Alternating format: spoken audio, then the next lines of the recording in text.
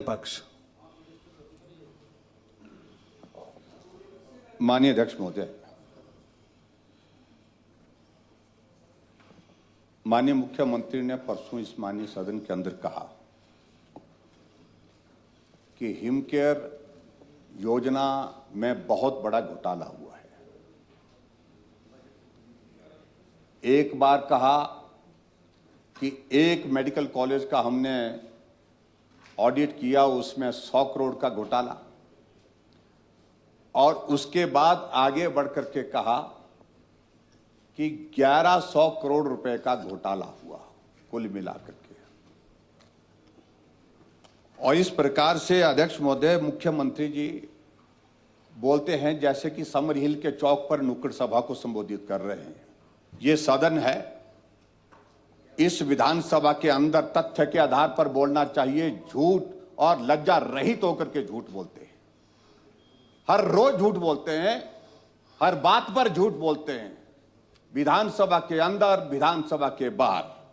अध्यक्ष महोदय, जो आधिकारिक आंकड़ा है उसके अंतर्गत हमारी भारतीय जनता पार्टी की सरकार के दौरान 441 करोड़ के लगभग जो है हिमकेयर के अंतर्गत खर्च हुआ,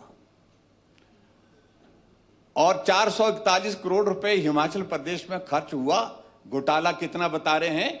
1100 करोड़ रुपए का। कुछ तो शर्म करो। यानी कि इतने झूठ बोल करके आप सारी चीजों को यहां पर सदन के अंदर और सदन के बाहर जिस पर सनसनी फैलाने की कोशिश कर रहे हैं, और मीडिया के साथियों को आप आग्रह करके बोलते हैं कि जो मैंने बोला वो छापना है। आपने सही मायने में अध्यक्ष महोदय तय कर दिया कि हिमकेयर योजना को बंद करना है, और बंद करने से पहले गंभीर आरोप जो है इस योजना के ऊपर लगाए जाएं, ताकि लोगों के बीच में एक संदेश जाए कि ये योजना इसलिए बंद की कि इसमें भ्रष्टाचार था। ये आप साबित करने की कोशिश कर रहे हैं। अध्यक्ष महोदय, मैं ये भी कहना चाह रहा हूं कि हमारे समय में जो इस पर खर्च हुआ वो 441 करोड़ के लगभग बताया है, और आपके दौरान जो है हिमकेयर में जो खर्च हुआ है वो 972 करोड़ के लगभग जो है खर्च हुआ है, जिसमें 400 करोड़ से ज्यादा की पेमेंट अभी तक पेंडिंग है। आप अंदाजा लगाइए, योजना अगर आपने बंद करनी थी तो पहले शुरू में क्यों नहीं की? आप 3.5 वर्ष तक इस योजना को चलाते रहे। जितना पैसा हमने खर्च किया उससे ज्यादा पैसा जो है आपकी सरकार में खर्च किया, जिसमें आपकी पेंडेंसी अभी तक 400 करोड़ रुपए से ज्यादा है। यह रिकॉर्ड का हिस्सा है। और उसके बाद आपको जो एवरेज हम देख रहे थे कि हमारे समय में जो एवरेज जो है वो एक पेशेंट पर जो है वो 11,000 के लगभग थी, और आपके इस दौरान जो है आपके दौरान जो है वो एक पेशेंट पर एवरेज कॉस्ट की जो है 14,000 के करीब है। आपने तो ज्यादा पैसा खर्च किया हमसे। ये घोटाला आप हमारी सरकार के दौरान का बोल रहे हैं या अपनी सरकार का बोल रहे हैं? अभी तक जांच कोई हुई नहीं। निष्कर्ष पर मुख्यमंत्री कैसे पहुंचे? किस प्रकार से आप इस प्रकार का गंभीर आरोप लगा सकते हैं? अध्यक्ष महोदय, मुख्यमंत्री एक जिम्मेवार दायित्व होता है, पद होता है, और सदन के अंदर जो भी बात कहनी है वो जिम्मेवारी के साथ कहनी है, क्योंकि जो मुख्यमंत्री जी की ओर से कहा हुआ होता है वह तथ्य पर आधारित होना चाहिए। लेकिन आपने सिर्फ और सिर्फ इस योजना को बंद करने के लिए यह सारा झूठ बोला है, सदन के अंदर बोला है, सदन के बाहर बोला है। और तीसरी बात अध्यक्ष महोदय, इन्होंने कहा पंजाब में भी जो है हिमकेयर को रजिस्टर कर दिया गया। मैं आपकी जानकारी के लिए बताना चाहता हूं, 3 जगह हिमकेयर के इलाज की अनुमति दी थी। पीजीआई चंडीगढ़, जहां हिमाचल प्रदेश की गंभीर बीमारी का पेशेंट वहां पर दाखिल होता, अपना इलाज करता है, वहां किया। चंडीगढ़ जो है गवर्नमेंट मेडिकल जीएमसी चंडीगढ़, जो गवर्नमेंट का मेडिकल कॉलेज है, वहां पर किया गया। और उसके बाद 2023 में अगर मैं गलत नहीं हूं तो आपने भी एम्स के अंतर्गत जो है आपने भी अनुमति उसकी हिमकेयर की दी है। अब आप बताइए इसके अलावा हिमाचल के बाहर कौन से, पंजाब में कौन से दूसरे राज्य में जो है हिमकेयर के अंतर्गत इलाज हुआ? आप तथ्य पर बोलें और सच्चाई निकालें, सच्चाई बताएं। और अध्यक्ष महोदय, मैं आपसे इतना कहना चाह रहा हूं, इसकी जांच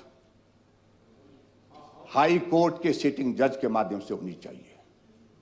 हम यहां पर खड़े हैं, जिम्मेवारी के साथ बोल रहे हैं, और जिम्मेवारी के साथ बोल रहे हैं क्योंकि इस योजना को जब लागू किया, देश के दूसरे राज्यों ने भी इस योजना की सराहना नहीं की। अपने अपने राज्यों में इस मॉडल के आधार पर अपनी स्वास्थ्य के क्षेत्र में जो है डिपार्टमेंट में योजनाओं की शुरुआत की।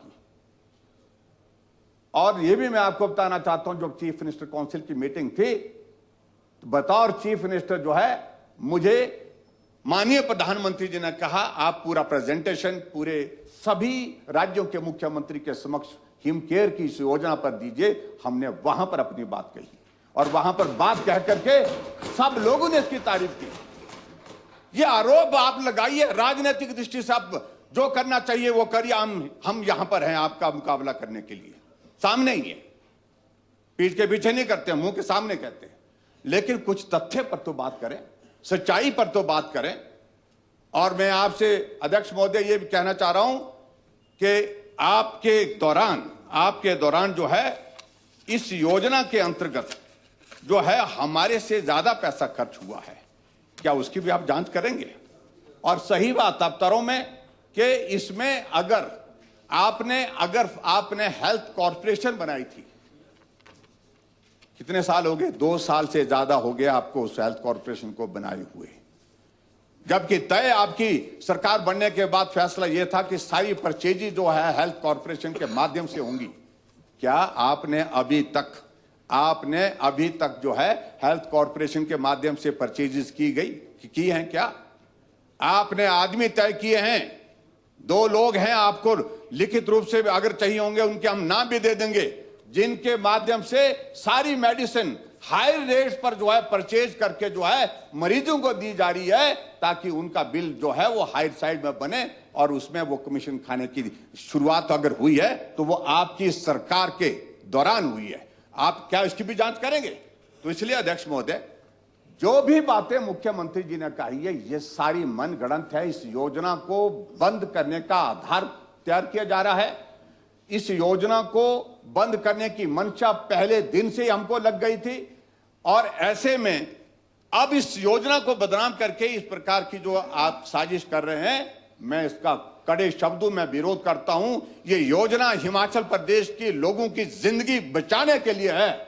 लगभग 11 लाख लोग जो है इसके अंतर्गत जो है रजिस्टर हुए हैं, जिनका इलाज हिमाचल प्रदेश में हिमकेयर के अंतर्गत हुआ है। और क्या जो आपने जो सारी बातें जो आरोप के रूप में झूठी बोली है, आपको सदन से माफी मांगनी पड़ेगी, प्रदेश की जनता से माफी मांगेंगे क्या? ये मैं अध्यक्ष महोदय माननीय मुख्यमंत्री से चाहता हूं। और मैं दूसरी बात ये भी कह रहा हूं कि आप इसकी जांच कराइए जिस तरह से जांच कराना चाहें, और हम ही कह रहे हैं कि हाई कोर्ट के सिटिंग जज से इसकी जांच कराई जाए। चलिए अध्यक्ष महोदय, धन्यवाद।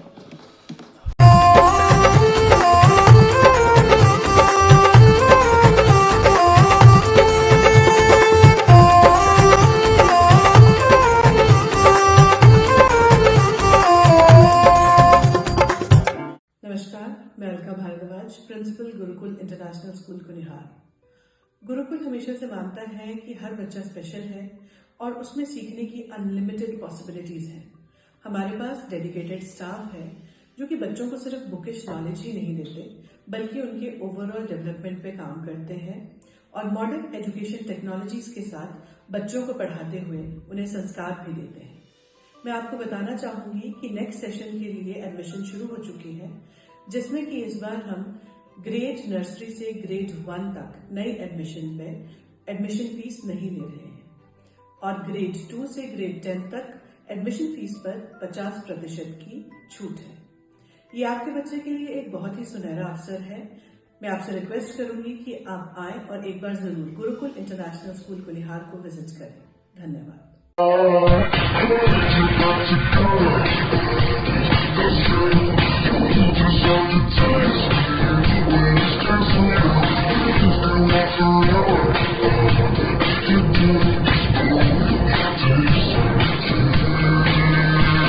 Looking for a school that shapes not just students but future leaders. Welcome to Kasoli International Public School, a world-class residential institution where learning goes beyond classrooms. With a strong academic foundation, an advanced curriculum, and excellence in sports and co-curricular activities, we focus on complete development. Nutritious food, a safe boarding environment, and experienced teachers living on campus ensure constant care, discipline, and guidance. Enroll your child at Kasoli International Public School today. Admissions are now open. Give your child the future they truly deserve. Thank you.